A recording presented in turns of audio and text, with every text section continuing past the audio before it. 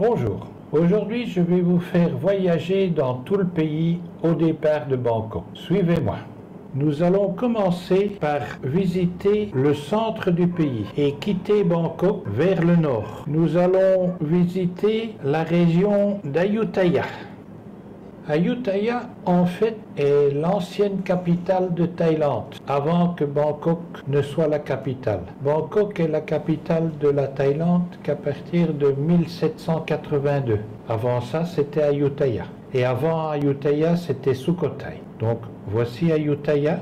Ayutthaya a énormément de très beaux anciens temples. C'est une ville où les sites archéologiques sont nombreux, très jolis à visiter. C'est devenu une petite ville très calme, mais visitée par un certain nombre de touristes qui aiment voir les anciens temples. Maintenant, quittons Ayutthaya pour le nord du pays et nous allons monter vers Sukhothai. Sukhothai. Voici les quelques vues de temples que vous pourrez trouver à Sukhothai. Sukhothai est une petite ville de la Thaïlande centrale. Elle est très jolie. Le parc archéologique qui se trouve près de la nouvelle ville de Sukhothai est magnifique. Si vous avez la possibilité de visiter à la période du Loikathong, qui est en fait la fête de l'eau et de la lumière, en novembre, suivant le calendrier lunaire. Voici quelques vues de Sukhothai pendant la période du Loikathong. La fête du Loikathong est célébrée dans toute la Thaïlande, mais l'endroit le plus beau pour assister à cette fête est Sukhothai. C'est magnifique. Le deuxième plus bel endroit où on a l'occasion de voir cette fête, c'est à Chiang Mai. Mais Loikathong, c'est vraiment fabuleux. En dehors de ces trois villes, pour terminer la région du centre du pays, il y a encore Bang Pa-in. Bang Pa-in est en fait sur la route sur Ayutthaya.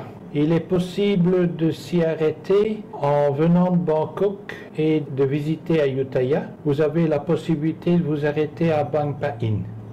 Bang Pa-in est en fait une ancienne résidence d'été des rois de Thaïlande. C'est très joli. Ça vaut un détour si vous en avez le temps. En dehors de Bang Pa-in, nous avons également Chai Nat. Chai Nat est un peu plus au nord et entre Ayutthaya et Sukhothai. Et Chai Nat, il y a quelque chose de très particulier, c'est la plus grande volière ouverte de Thaïlande. Donc en fait, c'est un centre d'oiseaux et il y a plusieurs très grandes volières dans lesquelles les visiteurs peuvent se promener au milieu des oiseaux, faire des photos, etc. C'est très intéressant.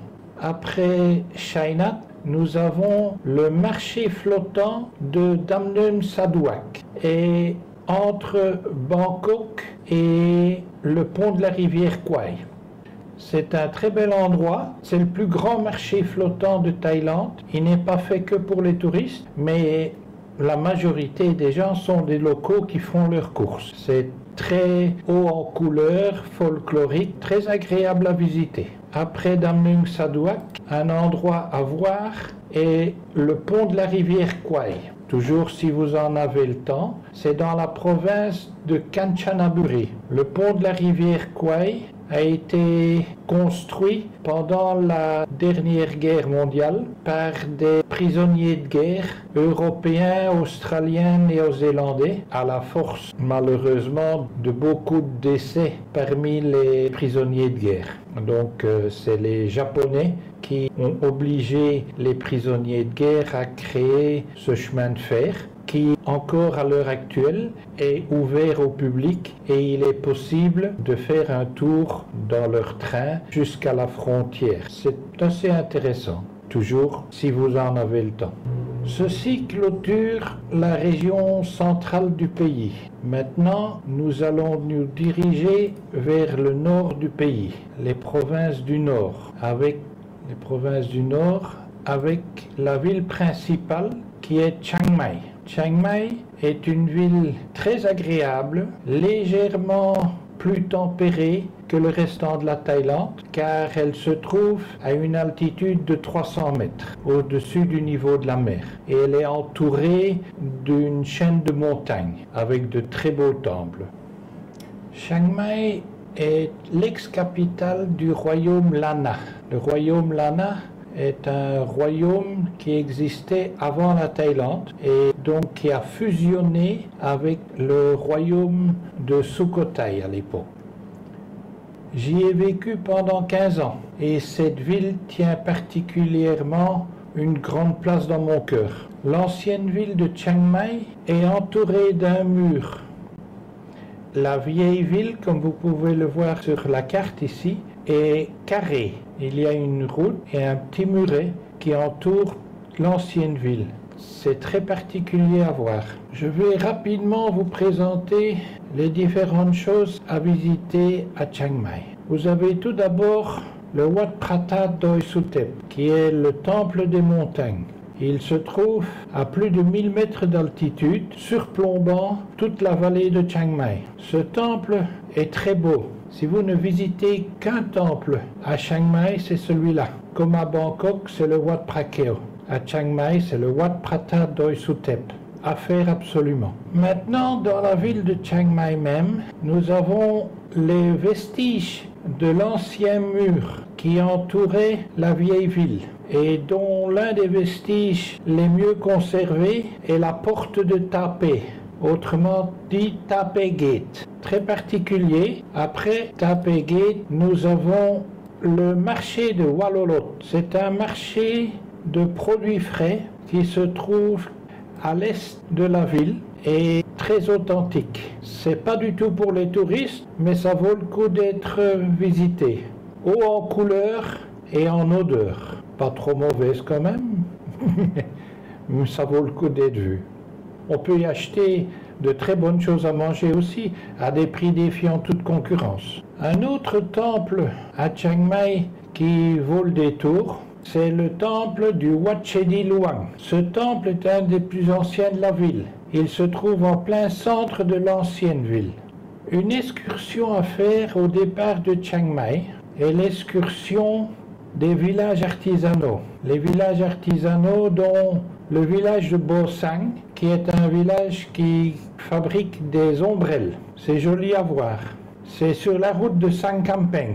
Il y a énormément de fabriques de tout genre. Des fabriques de lacs, de bois sculptés, de meubles en bois, de céladons, d'articles en lac, de très beaux souvenirs à acheter.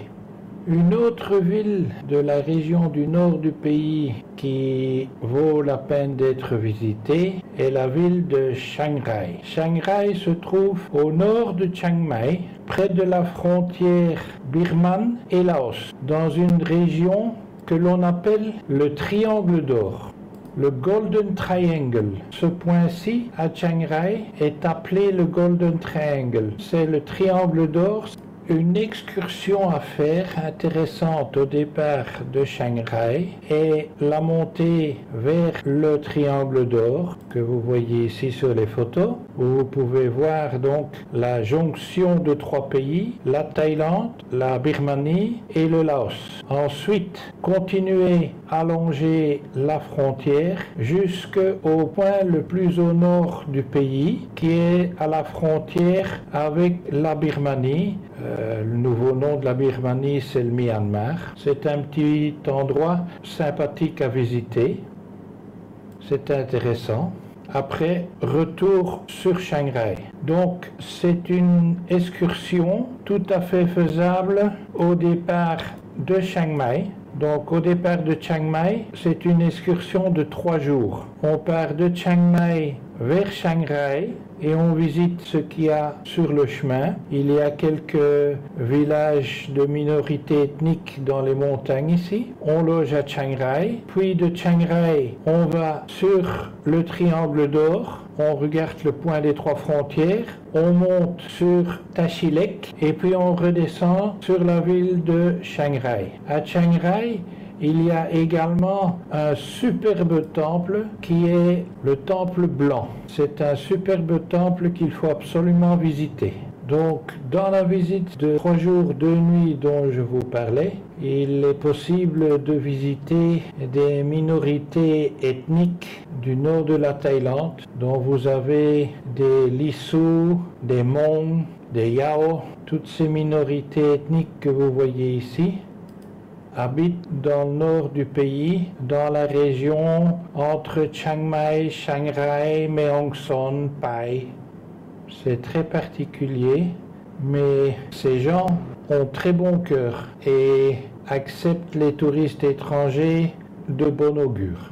Une autre excursion très intéressante à faire au départ de Chiang Mai est la visite de Pai, Mae Hong Son, Mae Sariang et retour sur Chiang Mai. Cette excursion peut se faire en 3 jours 2 nuits ou 2 jours 1 nuit. Elle est mieux en 3 jours 2 nuits. Donc au départ de Chiang Mai, on part dans les montagnes vers Pai. Pai est une très jolie petite ville qui se trouve entre Chiang Mai et Mae Hong Son, et il y a des rizières en forme d'escalier. Donc on loge une nuit à Pai et puis on continue de Pai sur Mae Hong Son. Est une très jolie petite ville à l'extrême du pays, près de la frontière birmane. Il y a de très jolis temples et la vie y est très agréable. Donc après avoir logé à Mae Hong Son, on retourne directement sur Chiang Mai ou, si on a le temps, on part sur Mae Sariang qui est au sud. C'est une petite ville tranquille qui ne vaut pas énormément de visites. Donc en fait, après on continue vers le Doi Inthanon. Le Doi Inthanon est un parc naturel qui se trouve tout en haut d'une montagne. Et la montagne du Doi Inthanon est la montagne la plus haute de Thaïlande. En hiver, dans les jours les plus froids de l'année, parfois il y gèle. C'est exceptionnel, mais ça arrive. Après la visite du Doi Inthanon, on retourne sur Chiang Mai. Voilà, ceci termine la visite du nord de la Thaïlande. Maintenant, nous allons nous diriger vers le sud de la Thaïlande, la région de Phuket, Koh Samui, Suratani. Phuket est la plus grande île de Thaïlande. À Phuket, il y a énormément de choses à faire, de splendides plages, de très bons hôtels. C'est l'île la plus touristique de Thaïlande. Elle est très jolie, mais elle est assez touristique. La meilleure saison pour visiter Phuket est de novembre à avril. C'est la période où il pleut le moins. Il n'y a normalement pas de mousson. Et c'est l'inverse du côté Koh Samui. À choisir si on va aller à Phuket ou à Koh Samui, il faut surtout regarder à quelle période on va en Thaïlande. Si c'est dans la bonne période pour Phuket, bien entendu on va plutôt du côté de Phuket et inversement. Les excursions à faire au départ de Phuket, c'est l'île de Koh Phi Phi. C'est superbe. On peut y loger également. C'est rare que ça se fait, mais on peut le faire et c'est très joli à faire. La baie de Krabi. Krabi, c'est très joli aussi. Et il y a quelques îlots très connus dans la région. On appelle ça le James Bond Island. Ça a été rendu fameux par un des films de James Bond. Maintenant, de l'autre côté de l'isthme de Thaïlande, il y a l'île de Koh Samui et l'île de Koh Phangan. Koh Samui est très jolie, un peu moins touristique que Phuket, et Koh Phangan est également très jolie et encore moins touristique. Phuket et Koh Samui sont 2 endroits qui sont en fait les paradis des plongeurs. Les fonds sous-marins sont superbes. Maintenant, comment vous rendre à Koh Samui et à Phuket? Il y a plusieurs solutions. La solution la plus rapide est l'avion, bien entendu. Il y a un aéroport et à Koh Samui et à Phuket. Voici l'aéroport de Koh Samui. Ici, l'aéroport de Phuket. Il est également possible de se rendre dans le sud par train, au départ de Bangkok uniquement. Il faut s'arrêter à Suratani et de Suratani prendre un bus pour aller à Koh Samui ou pour aller à Phuket. Donc voici l'isthme de Thaïlande. Suratani est ici. On prend un bus pour aller ici et il traverse sur un bateau vers Koh Samui, ou autrement, de Suratani, on descend par cette route-ci sur Phuket et il y a un pont qui relie l'isthme de Thaïlande à l'île de Phuket. Donc le bus passe le pont. Il est également possible de prendre le bus de Bangkok sur Phuket ou de Bangkok sur Koh Samui. C'est la solution la plus économique, mais c'est la solution également la plus fatigante, surtout pour les gens qui ne savent pas dormir dans le bus de nuit. Ça fait quand même pas mal d'heures de trajet. Donc Bangkok-Phuket par bus ou Bangkok-Koh Samui.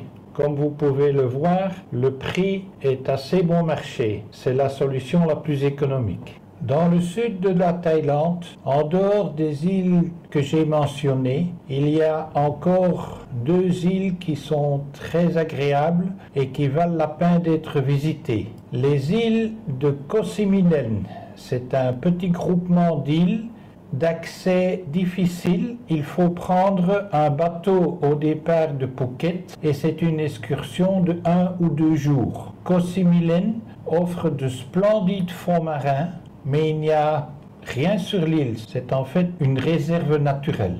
En dehors de Koh Siminen, nous avons également Koh Tarutao. C'est un groupement d'îles qui sont à la frontière entre la Malaisie et la Thaïlande. C'est un très bel endroit aussi, c'est un parc naturel. C'est plus difficile d'accès, donc moins fréquemment visité. Voilà, ceci termine nos excursions dans le sud de la Thaïlande. Retour vers Bangkok. Maintenant, dans la région centrale du pays, il y a également de très jolies plages, assez touristiques mais très agréables. Commençons par Pattaya. Pattaya se trouve à 140 km de Bangkok, à environ 1h30 de route. Pattaya est surtout très connu pour sa vie nocturne très animée. Également une belle plage, mais bien entendu beaucoup plus animée que d'autres endroits en Thaïlande. Au sud de Pattaya, nous avons une autre plage qui est la plage de Jomtien. Jomtien est l'endroit où je vis actuellement depuis 6 ans déjà. C'est très agréable, c'est beaucoup plus calme, beaucoup plus tranquille. Il y a beaucoup plus de retraités, entre guillemets. C'est pour les résidents de longue date. En dehors de Jomtien, de l'autre côté de la mer, nous avons également la plage de Shaham et de Hua Hin.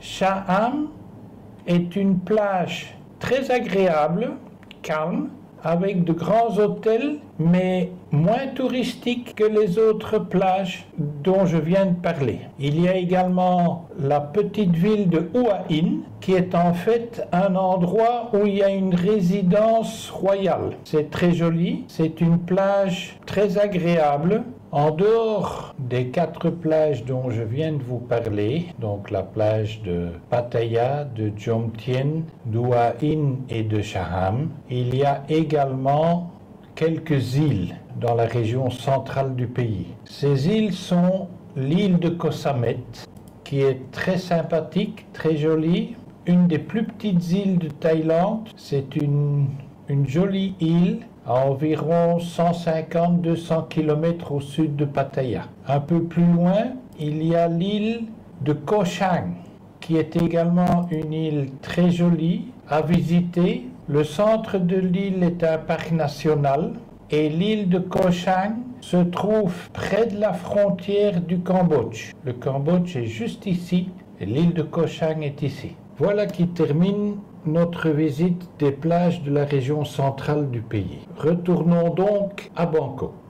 Nous voilà de retour sur Bangkok et nous allons aller dans la dernière région de la Thaïlande, la région qui est la moins visitée, qui est l'Isan, autrement dit la Thaïlande du Nord-Est. L'Isan est une énorme région de Thaïlande qui est très peu visitée. C'est pour ça que je vous la montre en dernier, mais qui est très agréable. Beaucoup de gens nomment cette région l'oreille de l'éléphant. Je vais vous montrer pourquoi.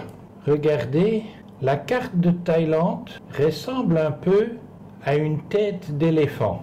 Et donc, le nord-est de la Thaïlande est l'équivalent de l'oreille de cet éléphant. Lorsque l'on quitte Bangkok pour aller vers le nord-est, la première région que l'on rencontre est le parc national de Koh Yai. Koh Yai est le plus grand parc national de Thaïlande. C'est encore une des rares régions où il y a des éléphants et même des tigres en liberté dans la nature. Il n'est pas rare de voir des éléphants traverser la rue. En bordure de cette région, au nord du parc national, il y a des vignobles. C'est les seuls vignobles que l'on trouve en Thaïlande et il faut avouer qu'ils commencent à faire du très bon vin maintenant. Les vignobles thaïlandais commencent à être connus et ils ont un vin qui n'est pas désagréable du tout. Continuons donc notre voyage dans le nord-est et la première grande ville que nous allons rencontrer est Nakhon Ratchasima. Nakhon Ratchasima est la plus grande ville du nord-est du pays. Nakhon Ratchasima est une belle ville, assez moderne, mais il y a quand même certaines choses à visiter. En quittant Nakhon Ratchasima, le site le plus intéressant à visiter dans la région est le site de Pimai. Pimai est en fait un parc historique où il y a un très grand temple d'origine khmer. Dans le temps, c'était les Khmers qui tenaient la région. Continuons notre périple en Isan et dirigeons-nous plus au nord dans la ville de Udon Thani. À Udon Thani, il n'y a pas énormément de choses à faire, mais la ville est très sympathique. Il y a quelques temples, comme dans toutes les villes de Thaïlande. Le contact avec la population est très sympathique. Donc, arrivé à Udon Thani, on loge sur place et on continue sur Nong Khai. Nong Khai est une ville frontière qui se trouve tout au nord du pays à la frontière avec Vientiane. Vientiane étant la capitale du Laos. On n'est qu'à quelques kilomètres à vol d'oiseau de Vientiane. Nong Khai est une ville sympathique à visiter où on peut voir le pont qui rejoint la Thaïlande au Laos et il y a également un beau point de vue qui est en hauteur et de ce point de vue on peut voir le Laos de l'autre côté du fleuve. Au départ de Bangkok, un voyage intéressant à faire dans le nord-est de la Thaïlande est un trip de 3-4 jours vers Nong Khai. Donc on quitte Bangkok pour Nakhon Ratchasima. En passant, on va voir le parc naturel de Koh Yai. On s'arrête au vignoble de Koh Yai. On continue sur Nakhon Ratchasima. En général, on y loge. Et puis, on fait une petite visite des environs. Le lendemain, on part sur Pimai. On fait la visite du site archéologique de Pimai. On continue sur Udon Thani. On va visiter les quelques endroits à visiter à Udon Thani et on va à Nong Khai. À Nong Khai, on va jeter un petit coup d'œil sur le point de vue et les choses qui sont à visiter à Nong Khai et on loge à Udon Thani. On peut donc ou revenir en bus de nuit, qui est la solution la plus économique, de Udon Thani sur Bangkok, ou par avion. Maintenant, si vous en avez vraiment le temps et que vous voudriez découvrir le nord-est de la Thaïlande plus en profondeur, il est possible d'aller sur Nakhon Phanom. Nakhon Phanom se trouve ici, également à la frontière du Laos. Le Laos est ici, Nakhon Phanom est ici. Donc on part de Udon Thani, Sakon Nakhon et on continue sur Nakhon Phanom. Nakhon Phanom est une ville très sympathique, très authentique, avec, comme dans toutes les villes de Thaïlande, de très jolis temples. C'est une ville à voir si on a le temps. On peut donc continuer son périple de Nakhon Phanom vers Ubon, Ubon Ratchathani, une autre grande ville du nord-est de la Thaïlande.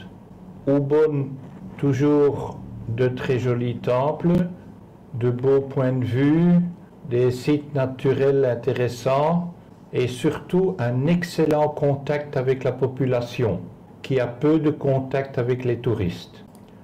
On continue son périple dans le nord-est de la Thaïlande en partant de Ubon, retour vers Nakhon Ratchasima et en chemin un endroit qui vaut la visite, c'est les vestiges d'un ancien temple khmer à la frontière entre la Thaïlande et le Cambodge, qui est le temple de Panom Rum. C'est juste à la frontière, ici la Thaïlande, ici le Cambodge. Retour sur Nakhon Ratchasima et retour sur Bangkok, ce qui termine notre visite de la région Isan et de la Thaïlande du même coup. Si vous avez aimé cette vidéo, mettez un pouce bleu en dessous de la vidéo, partagez la chaîne et n'oubliez pas de vous abonner. Merci.